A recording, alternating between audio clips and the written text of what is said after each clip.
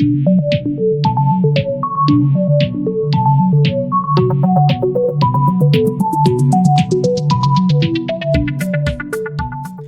everyone, I have a very special guest with me here today, Arthur Breitman, who's the co-founder of Tezos. Arthur, it's great to have you with us today. Thanks for having me. Arthur, let's start with your background. Where are you from? What did you do before Tezos? And how did you first discover cryptocurrencies? So as my accent might let on, I grew up in France. I was born there. I moved to the US when I went to grad school where I studied financial mathematics. And for about 10 years, I lived and worked in New York City, and I was mostly working as a quant. So I was basically building statistical models inside banks and hedge funds for doing high-frequency trading. I moved away from that in 2016. I moved to the West Coast, and for a little more than a year, I work at Waymo, which is a branch of Google X that works on the self-driving cars. So moving into robotics, kind of wanted to try something different. But I would say since the early days of Bitcoin, I was super interested in Bitcoin. I had in general an interest in cryptography. I had an interest in finance. I had an interest in computer science, and I had an interest in the political ideology that, frankly, Bitcoin embodies. And this thing sort of happened at the intersection of so many of my centers of interest that I got sucked into. I got sucked into it, and so I was just basically paying attention a little bit more, and just progressively getting deeper and deeper. Got it. So how did the idea of starting Tezos come about, where you and Kathleen decided to build the Tezos blockchain? Like many things, it's people being wrong on the internet. More seriously, one thing that I found super exciting in the early days of cryptocurrencies is just how much innovation it sparked, because people had talked about designs for cryptocurrencies, and I believe some of them might have been workable, but no one was really launching it or starting it. And all of a sudden there was a proof that, hey, this was possible, this could work. People could actually get into those networks. And so that created a flurry of innovation. And unfortunately, I saw a lot of this innovation was happening in altcoins as opposed to being integrated directly in Bitcoin. And sometimes for good reason, because not all of this innovation was necessarily good or interesting or innovative. But there were clearly things which were very, very innovative and very important. I think developing smart contracts, developing privacy-preserving solutions.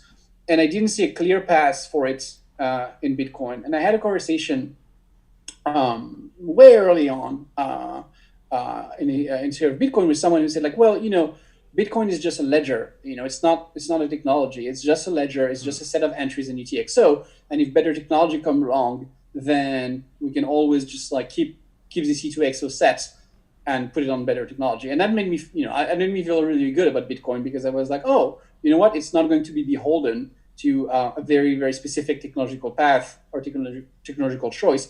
And the narrative, and that was the initial narrative, but that narrative started shifting. It started shifting towards this can never change. And by the way, not that there's any reason for changing it because it's perfect the way it is. And I found it disappointing to be that I felt there was a little bit of complacency and people were dismissing innovation. We went from saying, altcoins might have some innovation, but Bitcoin will fold in the best innovation. That used to be the narrative. And then the narrative became, none of this is innovative. None of this is valuable. What we can do with what we have happens to be the best technological path. And I think that's disingenuous. So that got me really interested in the idea of Tezos, which is a ledger which can amend itself. So you keep the property of being immutable in some sense, because the rules by which you change themselves are set. You're not just changing the rules willy-nilly, but you still have some flexibility in terms of incorporating innovation. And I thought that was captivating. Awesome. So why the name Tezos? How did that name come about? So I like to joke that it means smart contract in ancient Greek. And I had angry people saying no, I've looked it up, and the ancient Greeks do not actually have smart contracts. So it's what's great about it is that it's short, it's pronounceable, and it doesn't mean anything in any language. Got it. And so that means that there's no collision. I love Cosmos as a project, but try Googling Cosmos. You're going to find a lot of features of the universe, right? That's right. Tezos is the only Tezos. Got it. So what is your level of involvement with the Tezos Foundation at this current time? I'm not involved with them. I've never been a part of the Tezos Foundation. I did sit on one of their committee for a little bit, but it's always been a separate organization, and I've not had a part in them. Got it. So to what degree are you involved in Tezos activity in building and scalability and all of that? Are you involved in the day-to-day on that front? I would say that I like to think of myself as a free electron in some sense. I like to have conversations with developers who are building on the Tezos ecosystem or who are building on a core protocol. I just happen to have a lot of knowledge about the protocol, about how the entire thing works, and so I find it always very. It's always very refreshing for me to have talks with people who develop it, because they have new ideas, and then I can say like, hey, wait a second, because I thought of that, and if you do it this way, here's a problem you're going to encounter, and maybe say like, yeah, I thought of that, but. And so having these discussions on architecture and design, I think, is super interesting. And so I've been basically doing that for the past few years, which is interacting with developers who are building on a platform. Got it. So for those who may not understand what Tezos does, right, and the nature of the blockchain, can you give a quick overview of what is Tezos and why is it better than the other smart contract platforms out there? So, and it's funny that you use the word smart contract, the smart contract platform. Maybe I'll talk a little bit about this, because in some sense, being a smart contract platform is almost a curse. And I blame Ethereum for that. So I think that whether you're Tezos, whether you're Bitcoin, whether you're Ethereum, all of these things are fundamentally cryptocurrencies. But in their marketing, Ethereum really tried to differentiate themselves from Bitcoin and saying like, no, we're a smart contract platform. What we do is power smart contract with gas and the analogy of oil and gold and so on and so forth. But at the end of the day, if you look at the nature of Bitcoin or Ether or Tez, they're all cryptocurrencies, and that's what they do, that's what they function. And in some sense, when I was thinking through the design of Tezos, what I wanted was a cryptocurrency, but with a better, more programmable. And so you can program Bitcoin to some extent using Bitcoin script, but it's very cumbersome and you can't do that much with it. You can have much better programmable money if you have a richer scripting language. And that's what Michelson is for Tezos. But somehow, if you have the ability to be a smart contract platform, somehow people think like, oh, well, if you have the ability to be a smart contract platform, then you must succeed on the goalpost that Ethereum has put to itself, which is to power dApps.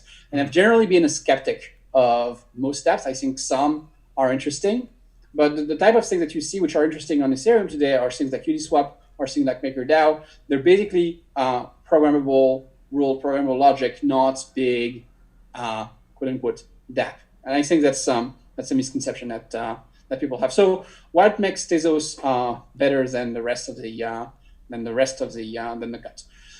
I would say that different people see different things, but there's essentially three pillars. One of it is a governance, and probably the most important one is a governance aspect. Tezos is a blockchain which has a credible path for being current. So whether or not there's innovation in Tezos, you have a mechanism not only to fund innovation through a mechanism called inflation funding, but also to incorporate it in the ledger. You don't need hard forks. You don't need to be someone with a lot of coordinating power over the network in order to propose upgrade. And so what that brings you is the comfort of knowing that, hey, this is not going to be obsolete. And that's very important. You want to build on something that's not going to be obsolete. Sure. There's not going to be like a 2.0 version, which is going to completely change everything, and then your application is going to stop working or it's not going to interact normally with the network. That's one thing. The other thing is we're one of the few real proof of stake platform that's like. There are DPoS chains, but I think DPoS is fairly centralized as a system. It's there's delegation in Tezos, but it's very different from DPoS. Everyone can You can have as many validators as you want. It can be as small as you want. There's no election. There's no cutoff. So the proof of stake angle is also interesting. And the third angle is smart contract security. So the smart contract language in Tezos was designed for security and for making it easier to use the tools of formal verification. And so if you use a multi-sig contract, for example, in Tezos, that multi-sig contract has been formally verified. And so you kind of have the comfort of knowing it's not going to blow in your face. And this is not an empty consideration. If you take the Parity team, for example, they built a lot of Ethereum, and so you might consider them to be as expert as it gets on the Ethereum network, and they still got their own multi-sig contract wrong and lost a ton of money because of it. And I don't blame them. It's really hard if you don't have the right tools in your language to get smart contracts right. And so if you have these very JavaScript-like Solidity type of programming languages, you're gonna bring a ton of activity because a lot of developers are going to tinker and try things, but it may not be suited for the applications which actually benefit from being on a blockchain. Got it. There was a question that came through from one of the community members asking, which of the available higher level Tezos smart contract languages do you approve of the most?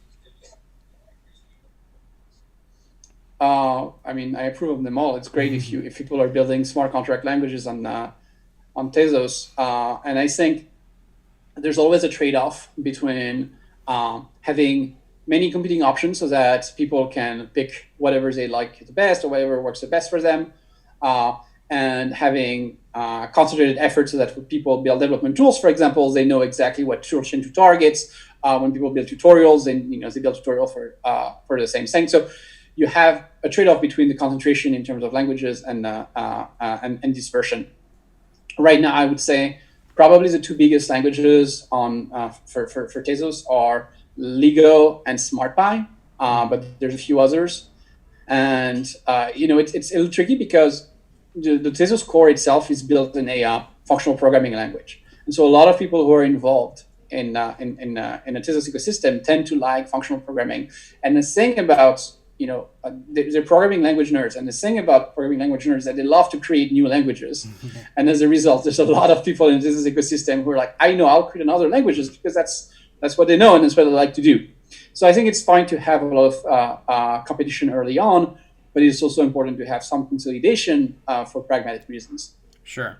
So let's talk about staking, because Tezos staking is very popular right now. A lot of exchanges have added the service.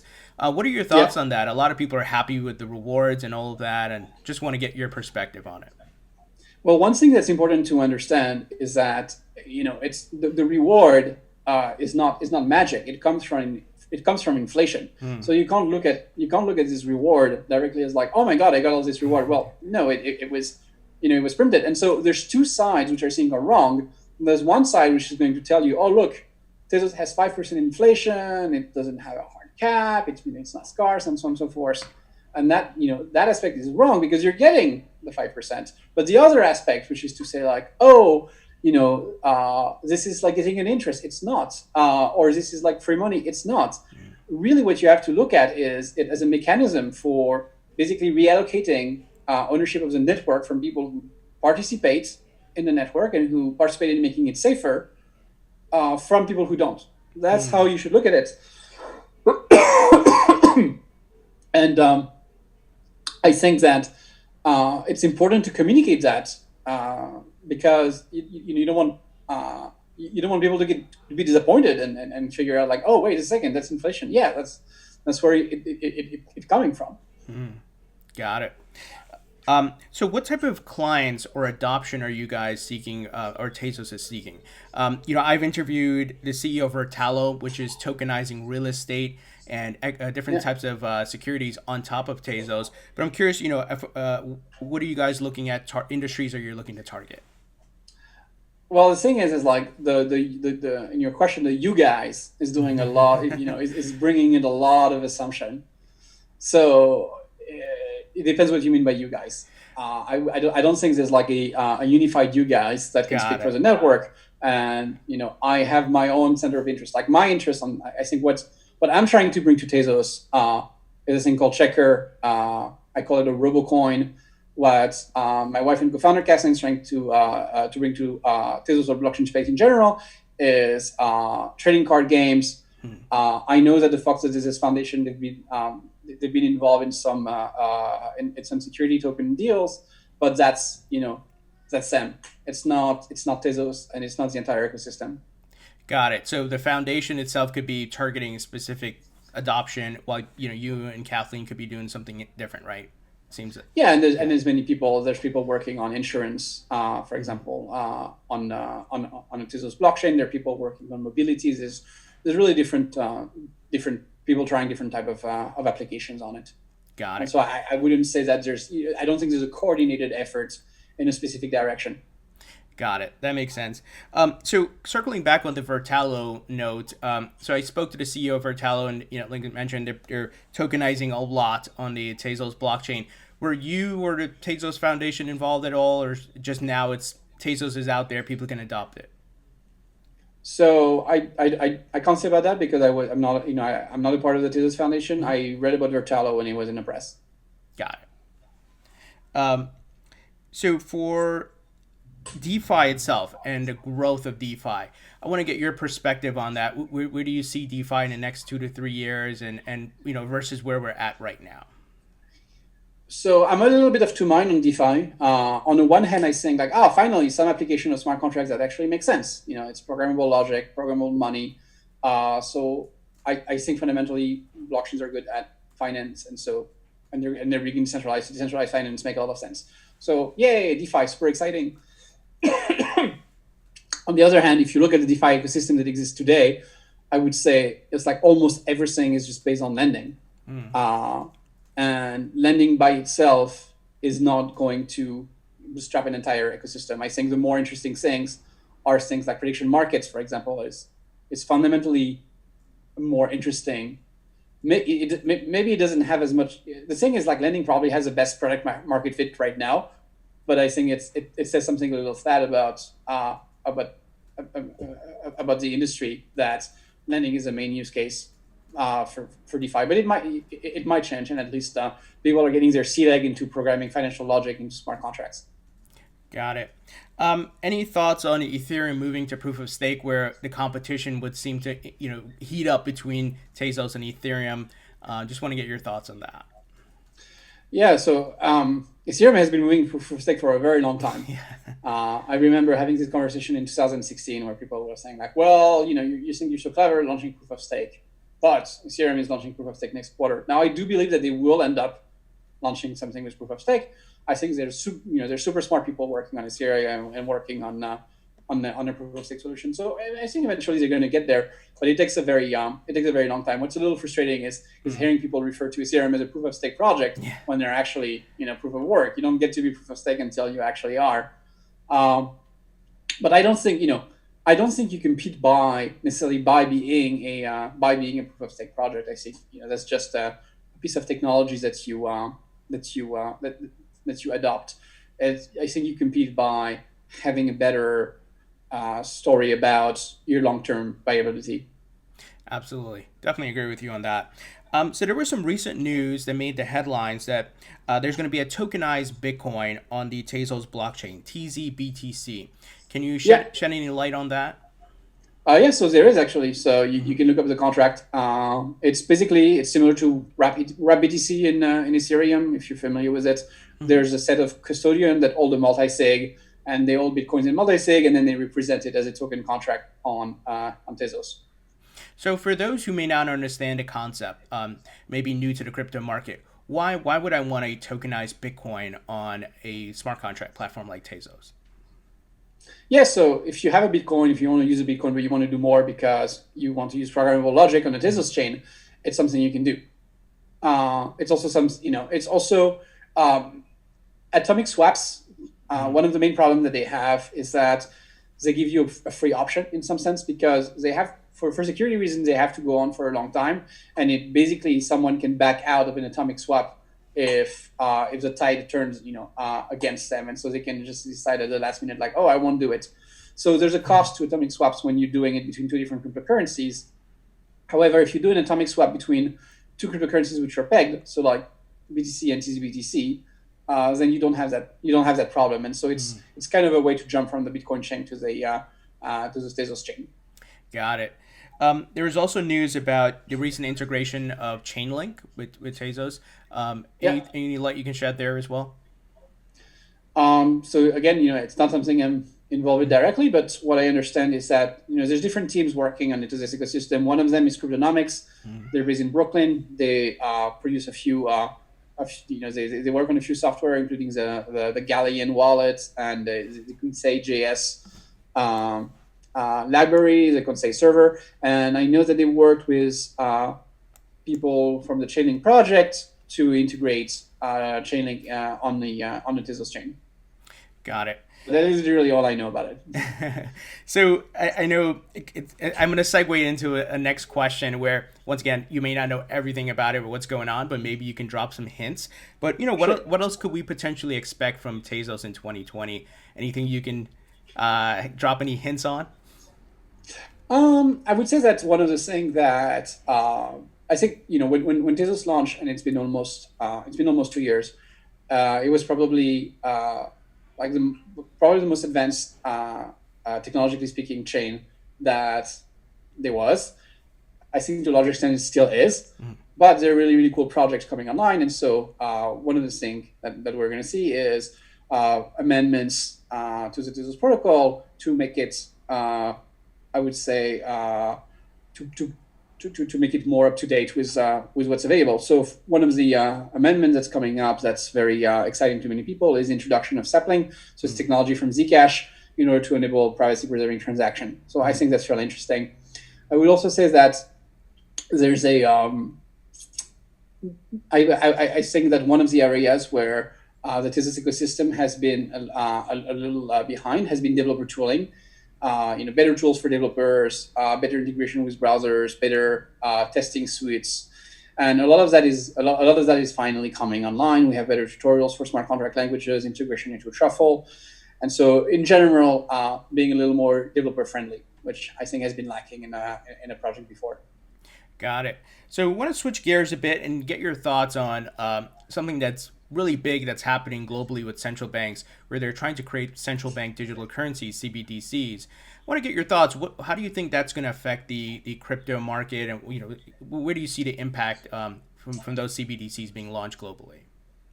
I think it's going to force, whether it's CBDC, whether it's things like Libra, or whether it's things like stablecoin, I think it's going to force cryptocurrencies to play to their core strengths, right?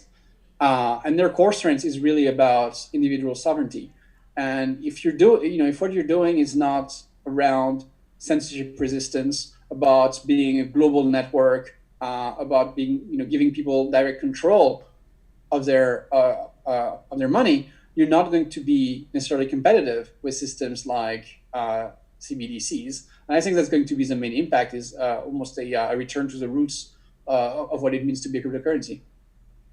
Got it. Do you feel that CBDCs will further validate the crypto asset class? Not that it needs validation, but in the eyes of mainstream, like, wait a minute, money can be tokenized and the blockchain can be used to move value in that way? It could be, but and again, I'm not, I don't know how people are going to think about it. I'd be surprised, because I don't think that anyone, looked at Bitcoin, for example, and ever thought like, well, I believe this is money, but I'm not sure about this blockchain aspect. I don't think people have really doubted the technology. If people have doubted anything, it's like, wait a second, can there be something that's money and not backed by a physical asset or not backed by a government? That's generally been where the skepticism has been. And the fact that governments are using blockchains to issue their currency, I don't think is going to change that. People will say, well, yeah, of course, money's already been digital for a long time. It's already been dematerialized. So that doesn't change anything. Where most of the skepticism lie for people is like, does this thing have any value if it's not backed by anything? And that's the thing about cryptocurrencies. They don't represent a claim on anything. They basically have value because other people value it. It's very, very circular. And that's an argument that many people are very allergic to. But fundamentally, it's how money works. Right. So my final question here, where do you see the crypto market in 2 to 3 years from now, as far as adoption and growth? We're seeing a lot of institutional players getting into the market. We just heard about Paul Tudor Jones major Wall Street investor. So, it seems like the Wall Street herd and institutions are coming, but so where do you see the market in 2 to 3 years? Oh, well, if I knew that would be fantastic. But I don't have a crystal ball. I will say this, when I had a view on these things with Bitcoin, it was at a time where Bitcoin was so small that I was looking at it. I was looking at Bitcoin having like a few billion market cap, and I was saying like, okay, I'm not sure if Bitcoin is going to be the same, but I'm pretty sure it's bigger than this. Now it's harder. Now I think it's harder to. Now for me, it's harder to tell. I don't have a. I don't have a very good crystal ball on this. Got it. Arthur, really great information. And I love Tezos.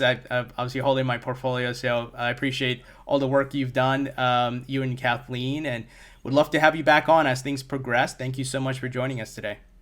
My pleasure. Have a good one.